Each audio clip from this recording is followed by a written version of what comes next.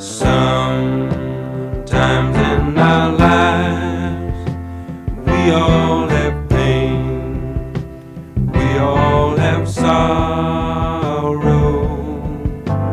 but if we are wise, we know that there's always tomorrow.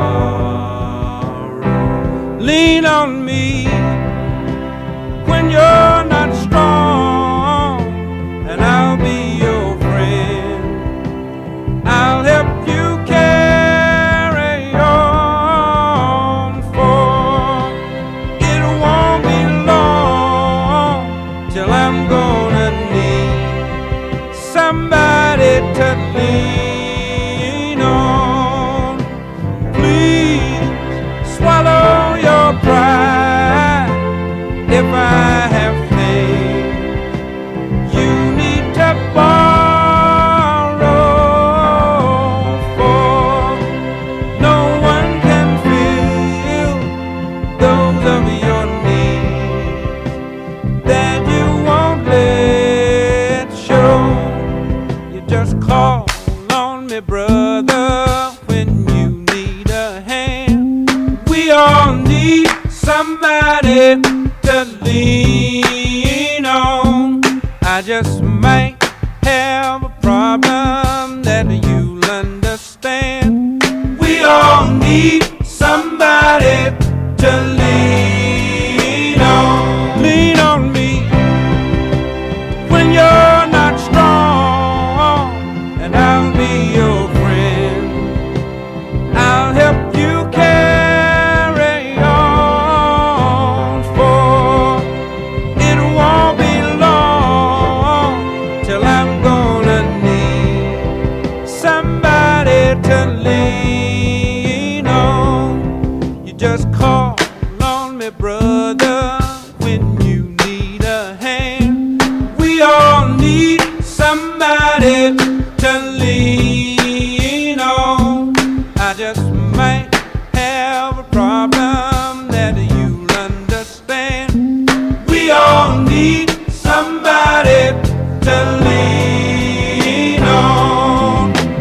If there is a load you have to bear that you can't carry, I'm right up the road.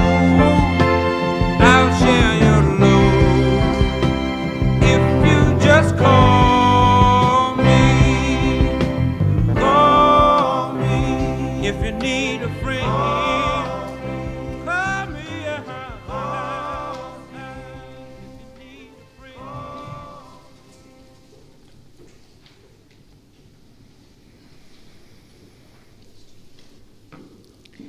I'd like the memory of me to be a happy one. I'd like to leave an afterglow of smiles when life is done.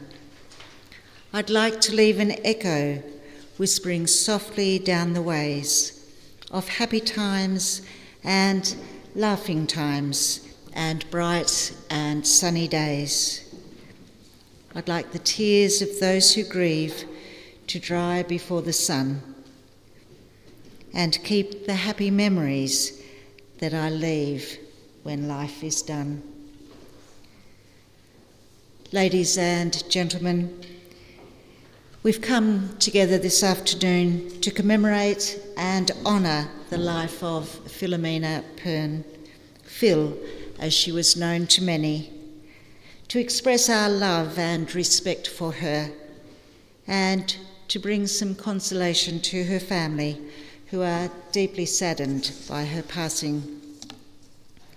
On behalf of her loving children, Linda, Gordon, Sylvia and Rodney, and their families, I welcome you all and thank you for coming together to celebrate Phil's life and to say goodbye to her in a loving and meaningful way.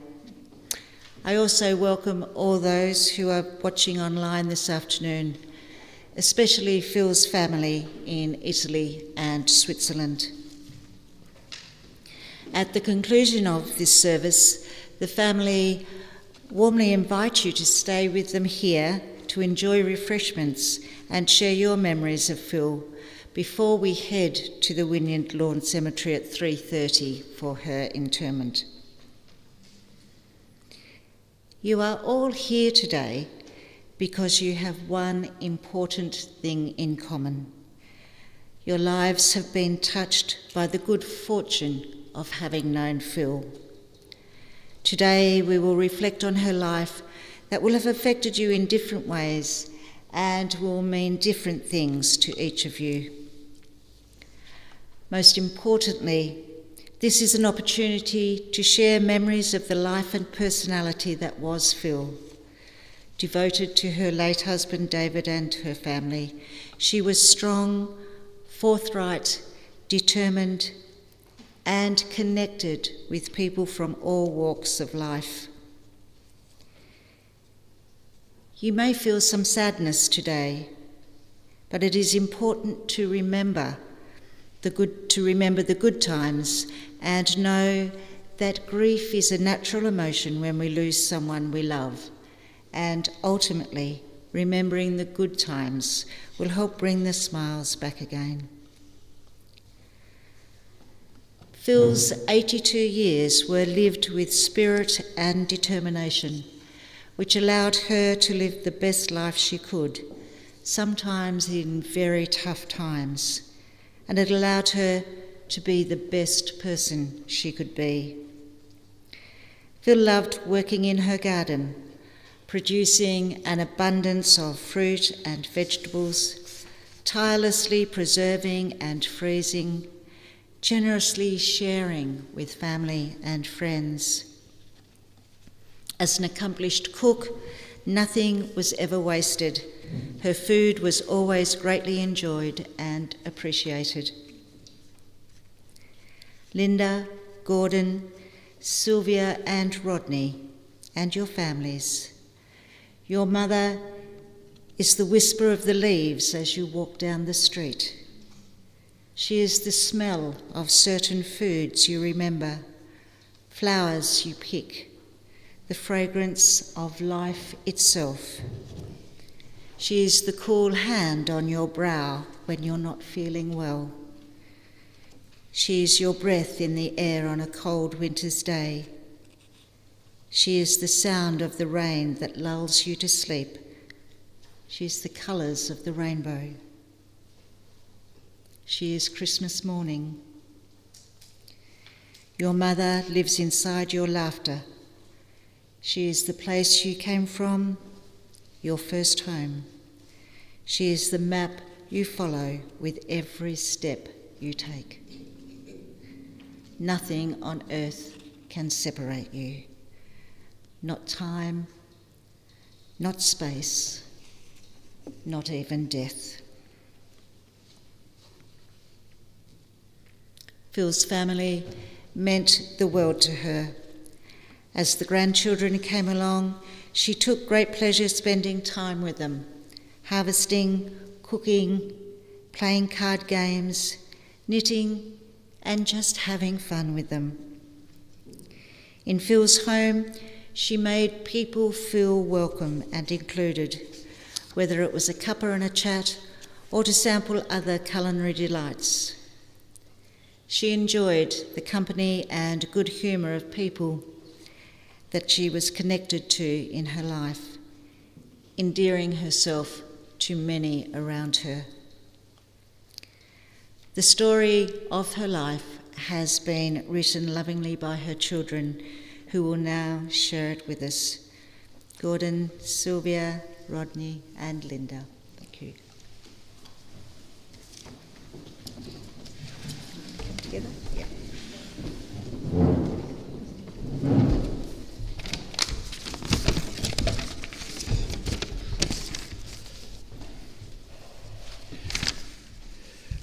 Okay. Filomena, Mum, Nan, Penny, Auntie Penny, Phil, was born in Italy on 23rd of February 1941. Today would have been her 83rd birthday. She was the eldest of three girls to Severia Vezze and Emilia Polino, born in San Niccolo Manfredi, Benevento, Italy. She was telling us at Christmas that she still remembers the Nazis in her village and hiding in a bomb shelter during the war. She remembered hard times in Italy where she had to cart water for the household and was pleased to get an orange as a Christmas present. When she was 12, her family was set to immigrate to Australia to meet her uncle, who was a prisoner of war previously. At a late stage, her father changed his mind and decided to stay. They had a bit of land and were not as bad off as some in Italy at the time. The story we worked out was that Mum was strong-willed and was determined to come anyway. She caught the ship Sorrento from Naples and eventually arrived in Tasmania on 4th of May 1954 to live with Uncle in Gawler, Ulverston. That photo up there is a passport photo. That's probably the only reason we got an early photo when she came to Australia. She remembered getting dropped off at Uncle's farm plots at daybreak and working all day until dusk, picking beans and things like that. One of her first jobs was at the pulp, counting sheets of paper, and they made reams of paper, so they had to count every sheet, where she made some very good lifelong friends. She first met Dad when she was 13, and Dad knew she was the girl he wanted to marry. When she was 18, they married and had 4 kids in 5 years. Life was hard and money was scarce. Mum supported the family when Dad had an accident and broke both his legs. She also went to work to save up for those little extras that you needed, like a new washing machine. Mum got work as a cook at various restaurants in Burnie and then at the Spencer Hospital in Wynyard. She was a very good cook, but never had the time and wherewithal to get qualifications to be a chef, because looking after us was a priority. She was even asked to go to Hobart to the schools by one of the restaurant owners. She provided for the family by growing her own food, making jams and preserves. Life was still tough and money was still very scarce. Mum and Dad refused any government help and battled through the best they could.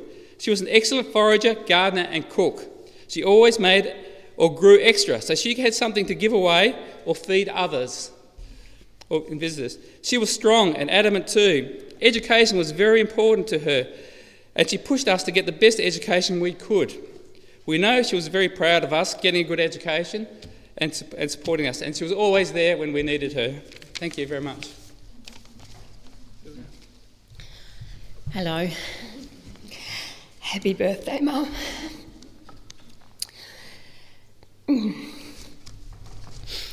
We had a pretty good upbringing, but it was a hard upbringing, and it was tough from times, but we have a lot of memories, so I'm going to elaborate a little bit more on what Gordon was saying.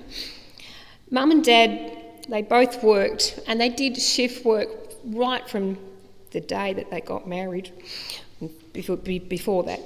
And this was to put food on the table and pay the bills, and especially when they had 4 kids, as Gordon was saying, within 5 years, well, gee, it was pretty challenging.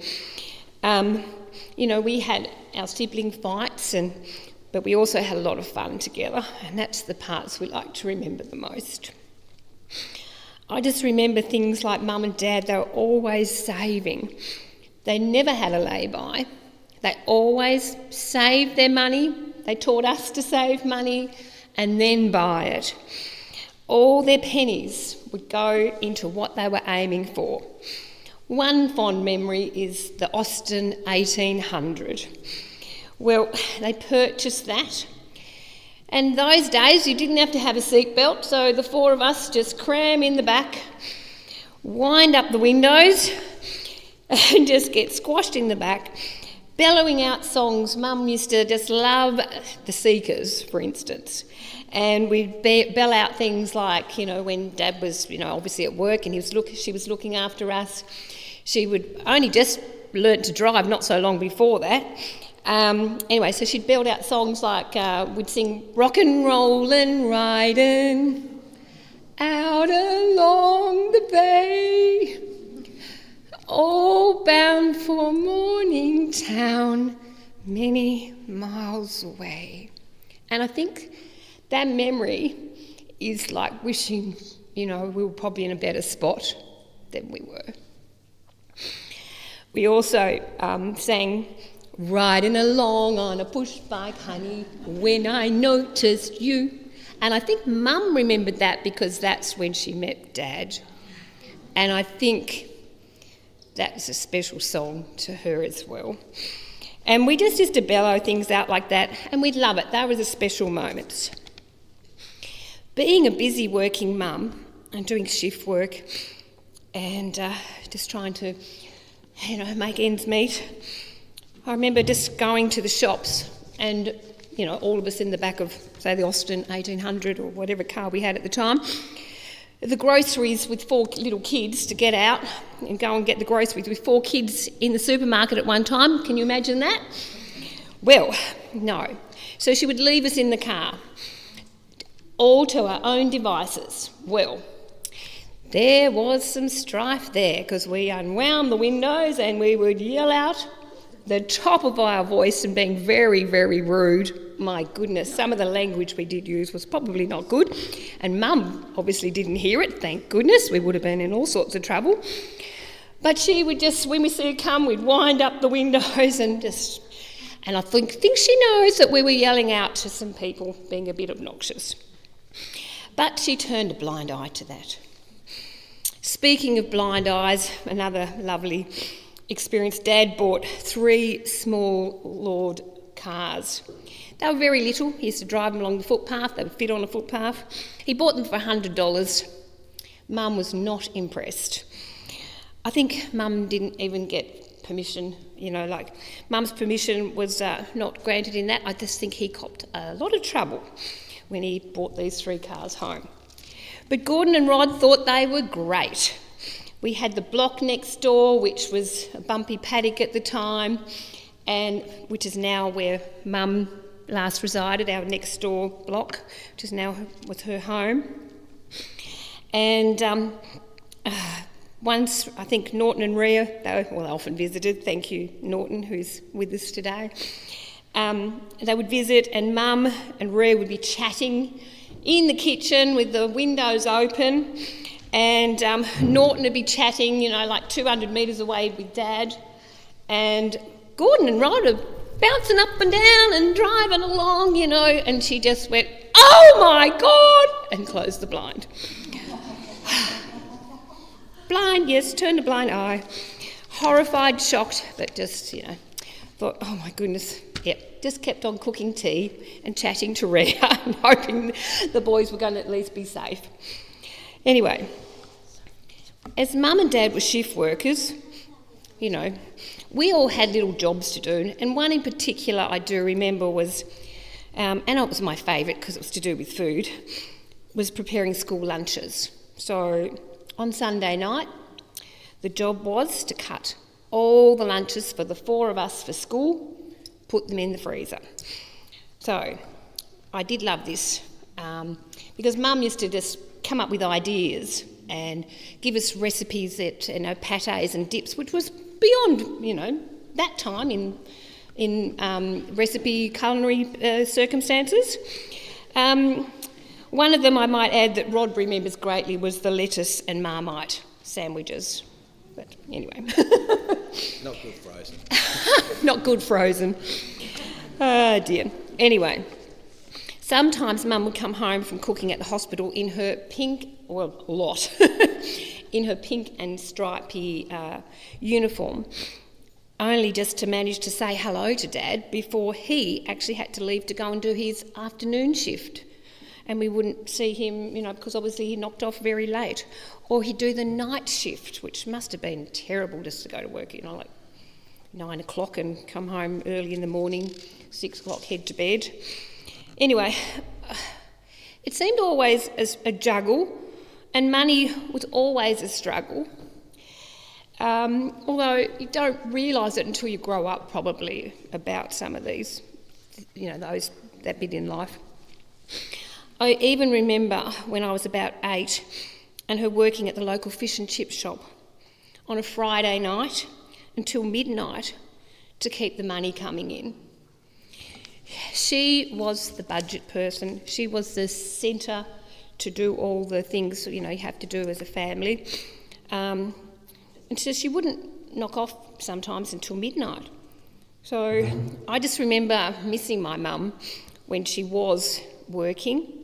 And we would often make a little torch out of a devilled ham paste container and put a battery and a torch in it, and we'd try and stay awake under the blanket so Dad didn't know that we were, still awake, just to get that hot chip at 11:30 at night or midnight or whatever it was, because we didn't have that type of food. We always had, beautiful food.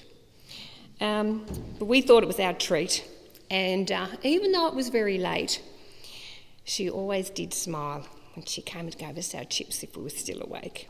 I think she enjoyed us even though we should have been asleep. On reflection, we had no idea how hard our parents worked to make a living.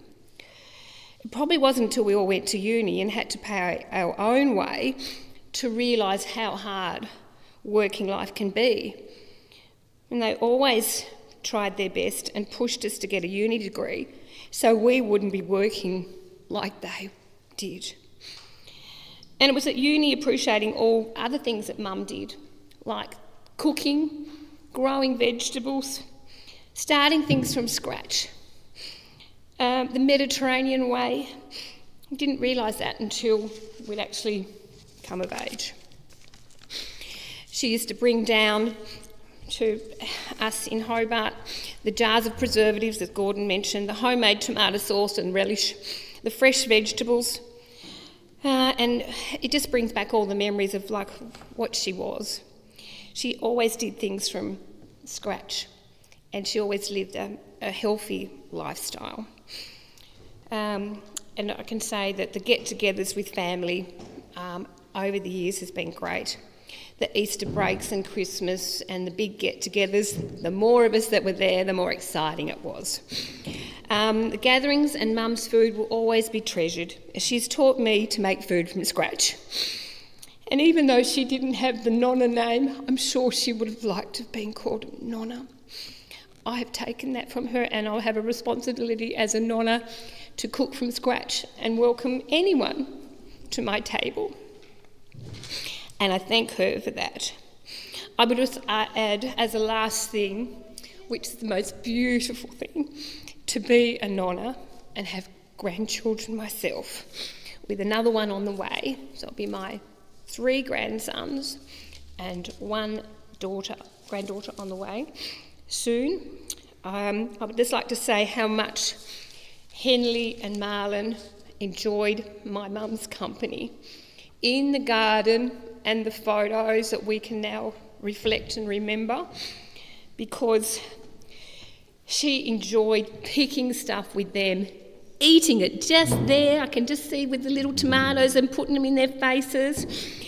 And even Gordon and Joelle's grandkids when they came not so long ago.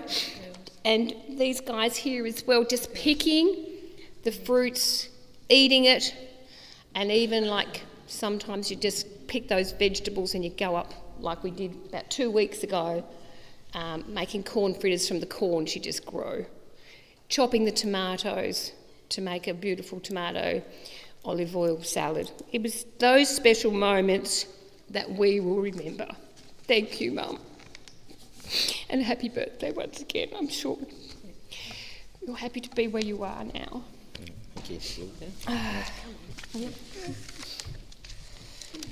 East Wynyard and Walker Street was our place, Mum's place, a welcoming place where Mum was bedded down like a rock.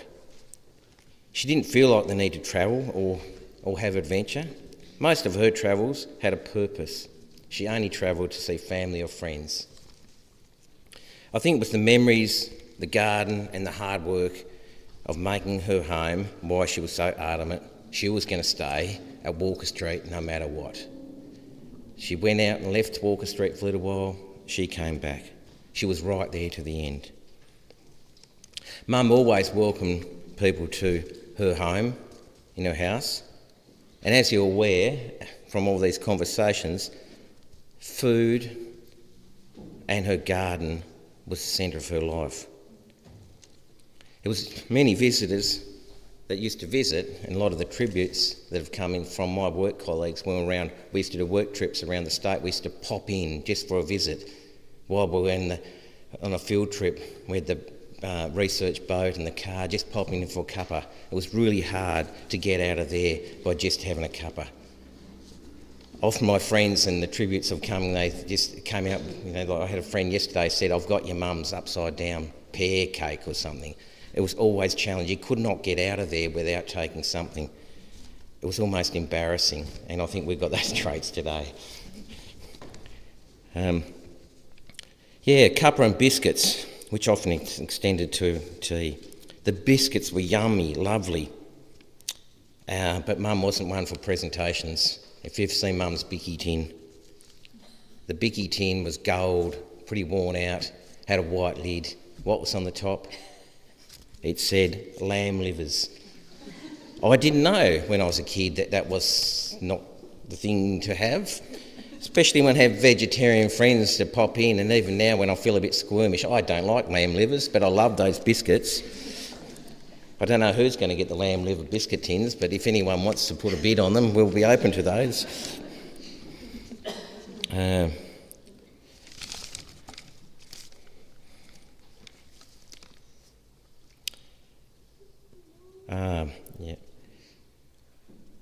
It's fair to say my mum, Auntie Phil to some, such as the Finney girls are here today.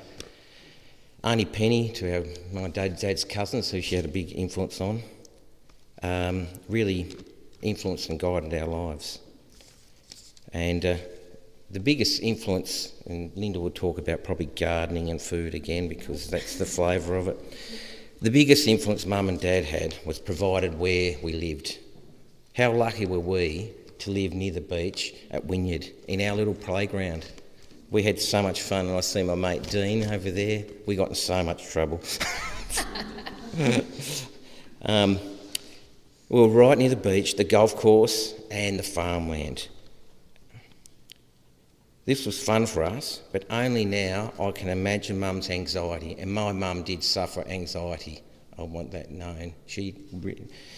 It was hard for her, and as Sylvia said, what she did sometimes is just close the blind. We went around there. Biggest thing is we went shooting in the golf course. We mowed and burnt the foreshore so we can play sport. Clear the ground. Not very environmental, but the penguins are back at Wynyard. Sorry, penguins. We used to play cricket and rounders there on the beach. And did I mention swimming? We went swimming, but what happened to Mum? I can't remember Mum going to the beach with us after about 6. And a couple of years ago I said, Mum, why didn't you come to the beach? And she said, I was just too scared. I saw you can swim, everyone else can swim, and I found out she couldn't swim. I didn't know, but she was just, like Sylvia said, put down the blind, I'm not going there. Which was a bit of a trait with my mum. She just couldn't face some things. Mum, I'm proud of the legacy you have left us. Only yesterday, my granddaughter Eleanor here came over and we said, what would you like to take from Nan's place? Eleanor, I'm talking about you. She said, is there any fennel plants here? I saw some fennel plants there. So we got the little spade out and we dug out some fennel plants. We went and actually moseyed it around, looked for a pot. So Eleanor has got the little pot now to take back home to Hobart. I felt so proud. And when Mum was sick a couple of weeks ago, I was holding her hand on the bed and I was talking about death to her. And, to some people we go up in heaven, that's where they think they go. I talked about, a bit like my sciencey background about genetics and things and hereditary. But the thing I also wanted to emphasise to her is that someone takes away a little bit of people we meet. And my mum, you took something a bit away from my mum. And the gardening, the food and influences and everything like that was something that we took away. And the funny thing this morning happened. I was on the beach walking with Joe and we looked up at the point, we saw a sea eagle, the first sea eagle that I've ever seen in my life, and I'm not a spiritual person at all, but when I saw that sea eagle I just thought, my mum is free. Yeah. So it was just nice to see that. So I'm glad that. Okay, better go. Garden Australia's on. Got to watch that. And what Peter Cundall would say, thanks a bloomin' lot.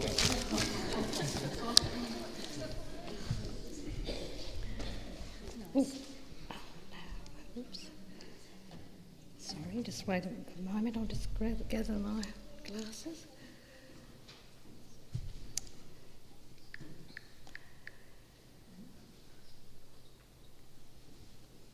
I am going to take a different approach to the stories about Mum.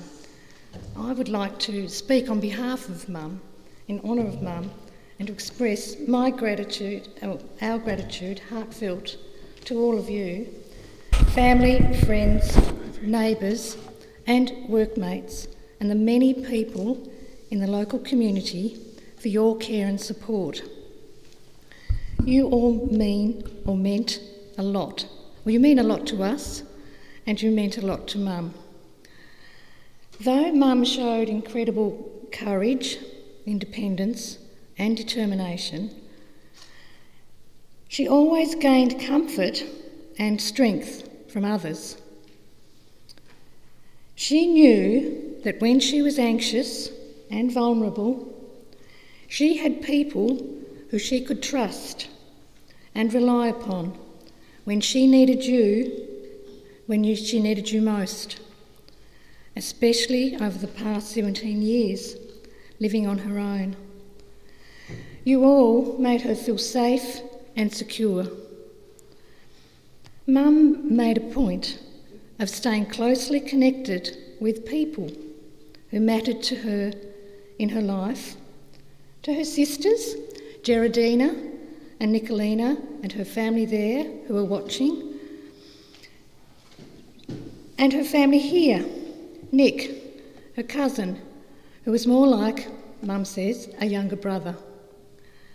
My mother and father had a very strong bond, and I became aware of that when I discovered some diaries and notes from when they first met, and then some more when 35 years later, of their love for each other and their faith.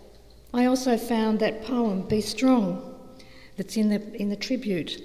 And the poem Be Strong was given to Mum on their wedding day by the Ulverston nuns, the sisters at the Catholic Church, on their wedding day, the 2nd of May 1959, wishing them prosperity, love and congratulations in their life together. Once meeting Dad, we always knew that the foundation of our family was their enduring love, which continues. Even as I speak, I can feel that through us and everybody here. That strong bond and was reflected in their relationships with many who entered their lives, and there were many. Once meeting Dad, Mum thrived with more relatives, especially the many nieces and nephews, here and in Italy. Mum developed many long-term and new friendships. Grazia, I thank you for being here today and acknowledge you. Grazia grew up with Mum in the same town, San Nicola Manfredi, born in the same town, a few houses away, a few years earlier. Grazia is a special person in our lives, as are many of our long-term relationships with people Mum has worked with over many years. Vera, Ria, so people who she worked with at 15 and have continued lifelong friendships with the whole families. Margaret, the Bagouche family, and the Manzani family, so many, the Johnstons, so many, the Finney families, so many times together with families growing up together. And while my siblings mentioned struggle, I also know we were well cared for. We had opportunities that other people didn't have, and we had Mum and Dad built 2 homes, 2 houses, and they were young.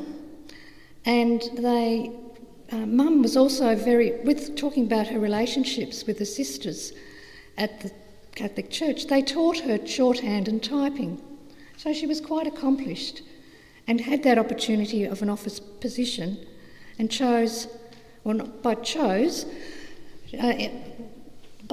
by destiny and the times, by continuing to work. So, once again, the importance of love and people in long-term and new has been especially important in Mum's lives.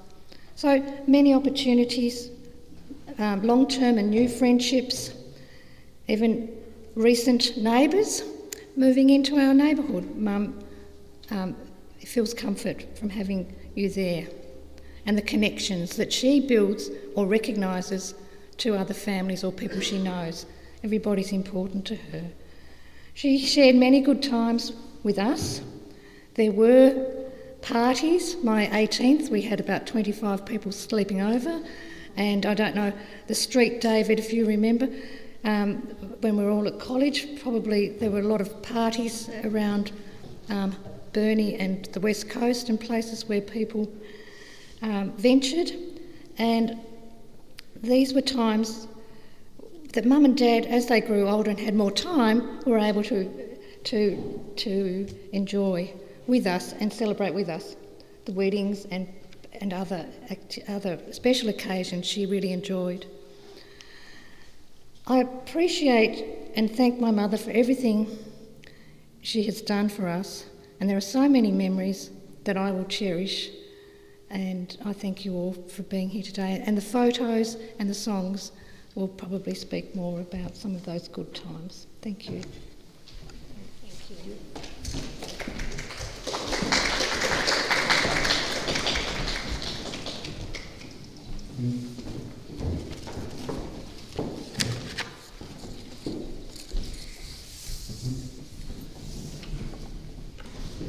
What a wonderful woman she was, and your retelling of her story is just beautiful. We now have the privilege of viewing photographs collected by the family that depict aspects of what we've just heard. The songs chosen to accompany these are Te Amo by Umberto Tozzi and the Beatles' Let It Be.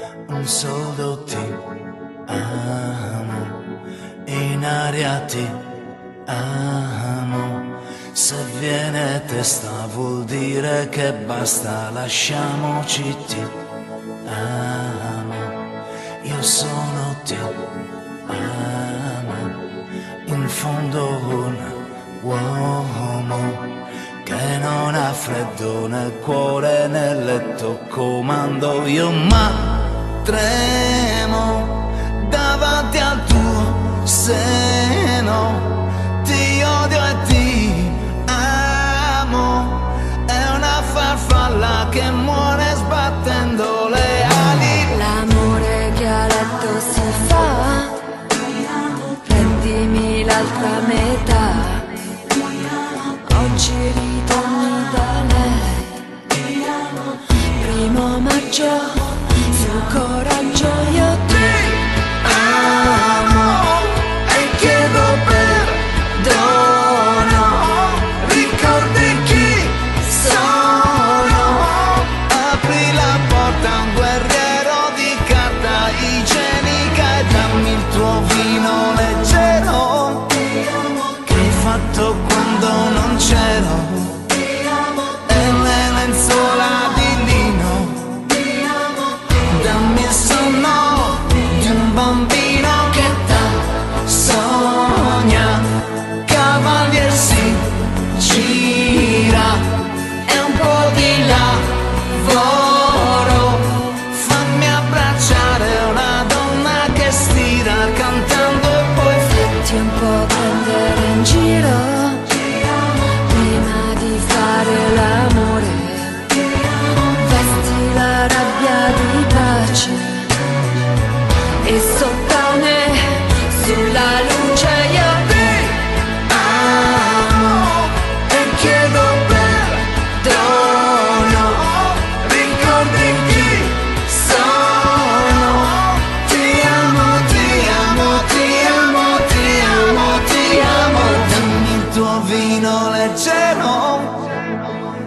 fatto quando non c'ero e le lenzuola di lino. Dammi il sonno di un bambino che da sogna gira di lavoro. Fammi abbracciare una donna che stira cantando e poi Fatti un po' prendere in giro prima di fare l'amore. Vesti la rabbia di pace e sottane sulla luce io vi amo, ti amo, ti amo, ti amo, ti amo, ti amo, ti amo, ti amo, ti amo, ti amo, ti amo, ti amo, ti amo, ti amo,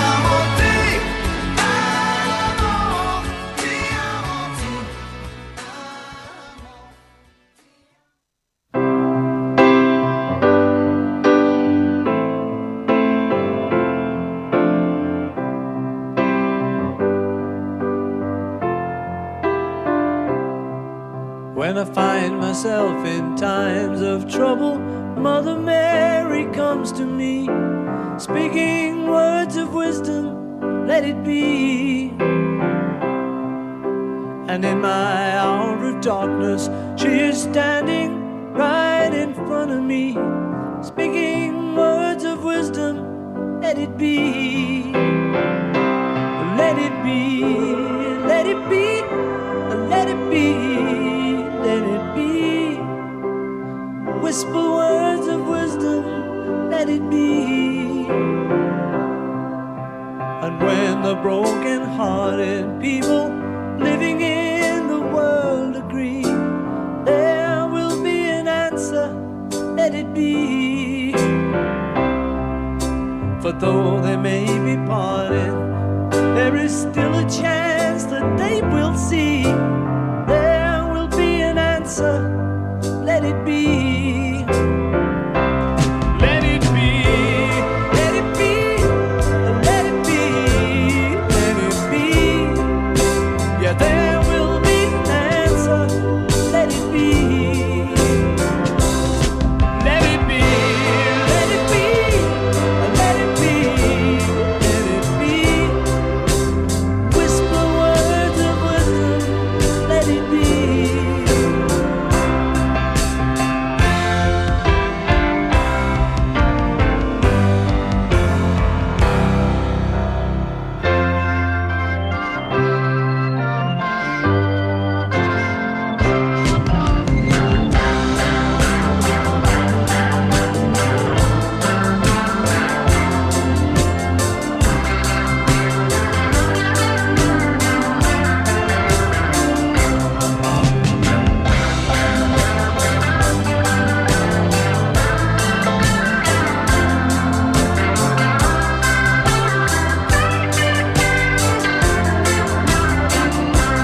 Let it be, let it be, let it be, yeah, let it be.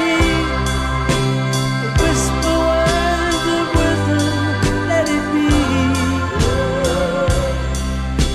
And when the night is cloudy, there is still a light that shines on me. Shine until tomorrow, let it be. I wake up to the sound of music. Mother Mary comes to me, speaking words of wisdom, let it be. Yeah, let it be, let it be, let it be, yeah, let it be.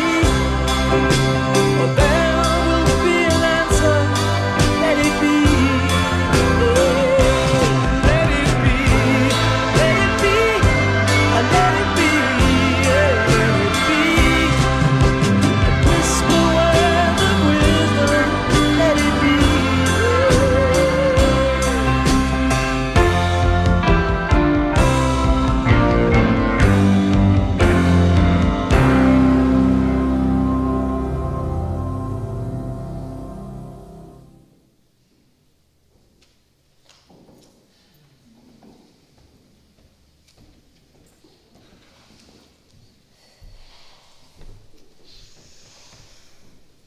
What a beautiful woman, inside and out.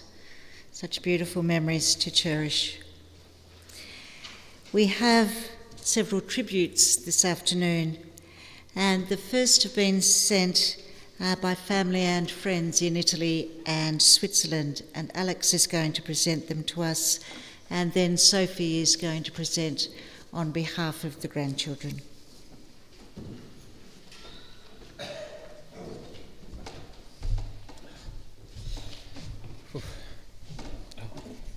I thought this might be a good idea just because I recently visited Nan's family in Italy last year. It's a very special experience for me. Sorry. I think it might be a bad idea now, just because it is so recent.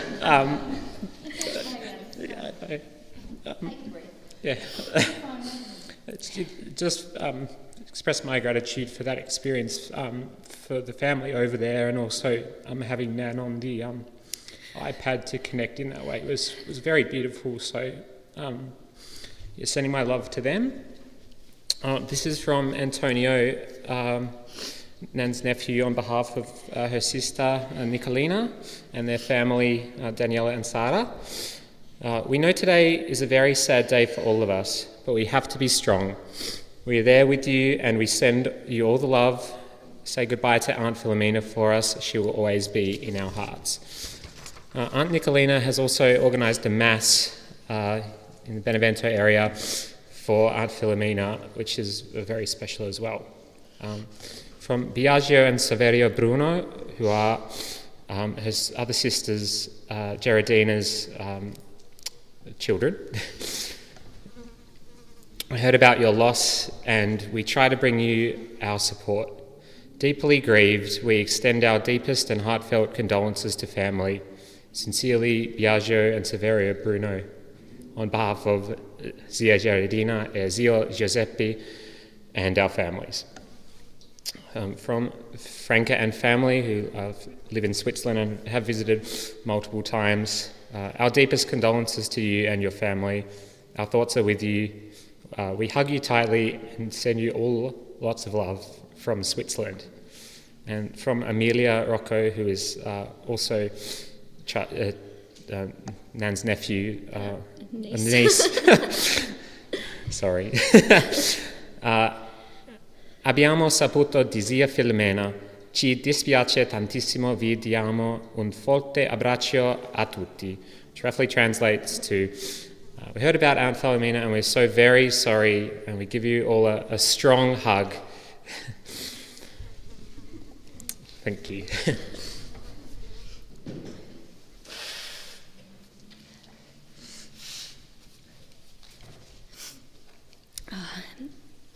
So apologies, these memories will be recapping what has already been mentioned today. This is speaking to some of the memories Alex and I have, but hopefully on behalf of the other grandchildren as well. Alex and I stayed with Nan and Pa as young children, sometimes by ourselves. We would meet Nan and Pa halfway at the Perth train park. Nan always had a picnic packed. One trip I remember I was sat next to a giant pile of pumpkins in the back seat that she'd picked up on the way through. Alex and I spent nearly every school holidays at Nan and Pa's, often with our other cousins, Emily, Lauren, Marley, Oliver, Samuel, Michael and Sarah. When we were young, we all loved playing dress-ups from Nan's dress-up box, and we loved going crab hunting at the beach with Nan.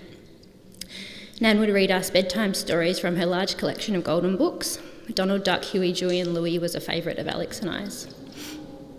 Nan often played card games with us at the dining table, Donkey, Go Fish, Uno, and she taught us the Italian card game Scorpa. It was always great fun. Nan patiently taught us to crochet and knit, and many of us discovered a love of op shopping from our trips with her. At Christmas time, Nan and Pa would take us to the Wynyard Parade, and we loved collecting the lollies thrown at us. At Easter time, there was always an Easter egg hunt in Nan's garden. There were so many good places to hide Easter eggs.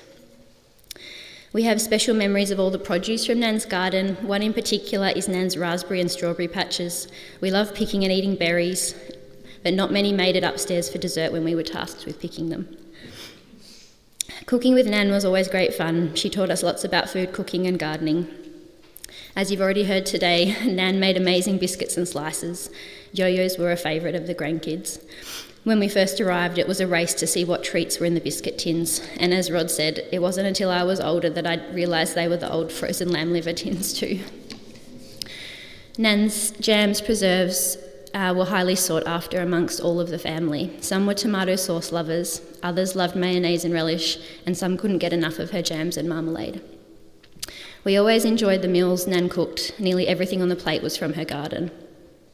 We will remember foraging and blackberry picking with Nan and shelling walnuts with the crocodile nutcracker in the backyard. In Nan and Pa's garden, we loved playing Hayaki 1, 2, 3, a chasing game where you had to make it back to the gazebo to be safe. And some of the great grandkids even played it recently without knowing it's exactly what we used to do.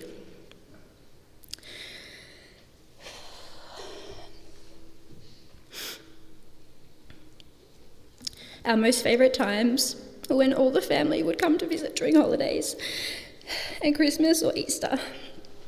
There would be lots of games together, lots of time at the beach, at Nan's Beach, Sisters Creek or Boat Harbour, and eating lots of Nan's great cooking at the kids' table. At night, the adults would play 6-player 500 and us kids would be in the lounge room playing our own games or watching a movie.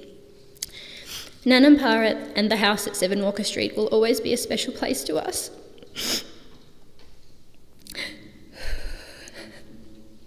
It holds many great memories. Nan had a big influence on the culture of our family, one centred on family connection, love, and growing and sharing food. Nan was thoughtful, kind, honest, fair, loving, supportive, patient, clever, and very resourceful. Nothing was ever wasted. She missed Pa so much. Her bright eyes, gorgeous giggle, and beautiful smile will be forever in our memory. Farewell to our beautiful Nan. We love you so much. Te Manona.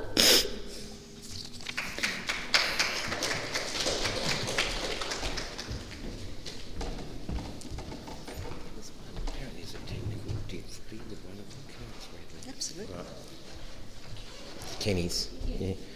There was a technical difficulty with one of the tributes, and it's to a very special person, Mum's life, that made this. So thanks, Kenny, for supplying this. She says, in memory of a dear lady, I've known Phil for 65 years, and I met Phil and David when I was shifted into View Road, which was opposite Pleasant Street. It's just up the hill in Burnie. Excuse me, it's a bit small on this phone. I was at 10 years of age, and Phil took me under her wing and showed me how to knit and use a typewriter. Phil actually paid for my second year high school fees over the years, and then I went to Melbourne and came back to Wynyard and stayed with my wife Linda and our 2 girls, and nothing was a problem. Phil and David came to Melbourne and we would go out, and Phil stayed with us when we were over there. When I was over last September, Kenny brought his delightful grandson, who we met as well, and we stayed with Phil and had such a good time, and I'm glad I came over last Saturday to spend some time with Phil. Kenny came over to help with caring, and it was so helpful. Just didn't have much time with her in that spot. Life won't be the same without my memories, and always be with me again. Sleep peacefully, my little darling. Love, Kenny, Linda and family. Thanks, Ken.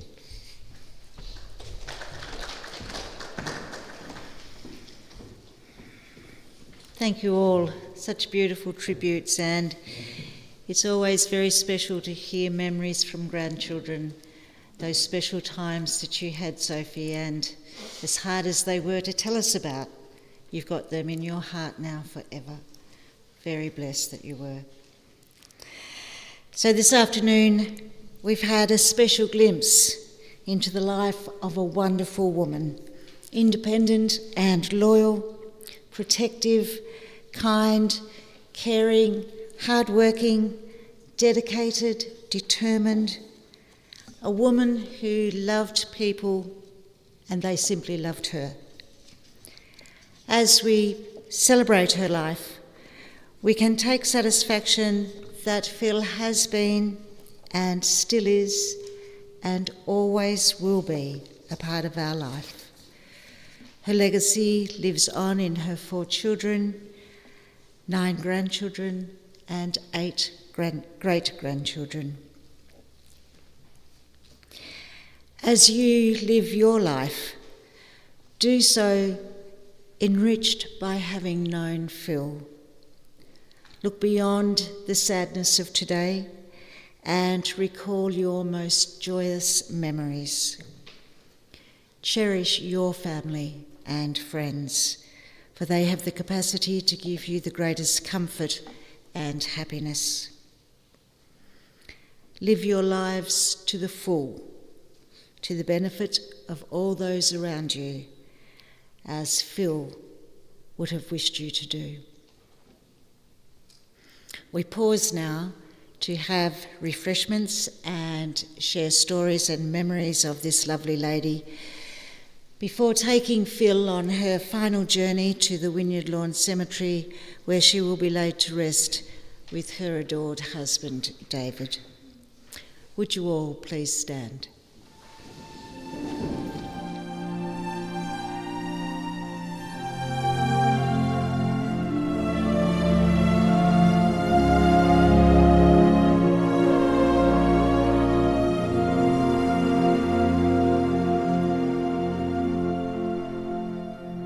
I pray you'll be alright and watch us where we go and help us to be wise in times when we don't know. Let this be our prayer when we lose our way.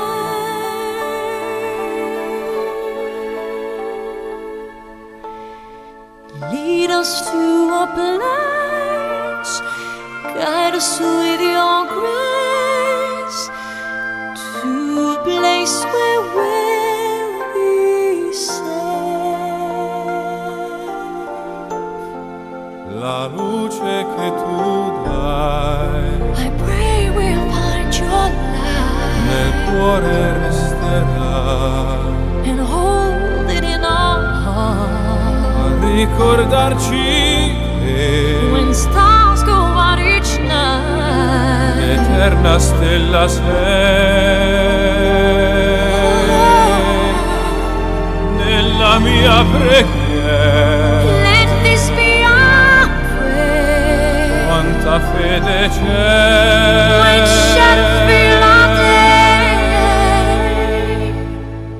lead us to a place, guide us with your grace.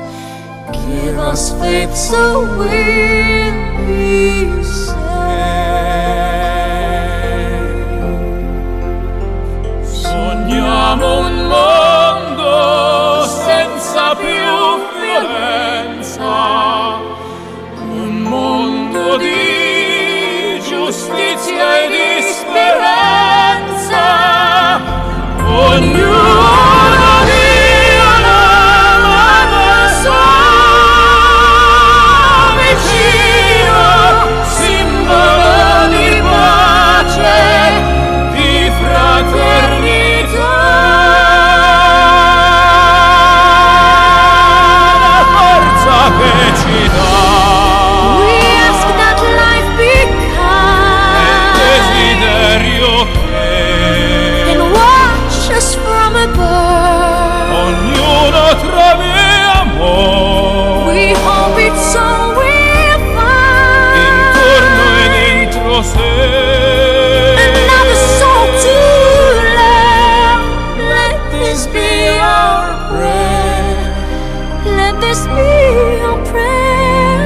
just like every child. Just like every child, need to find a place.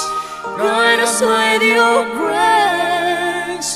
Give us faith so we'll be saved. E la fede che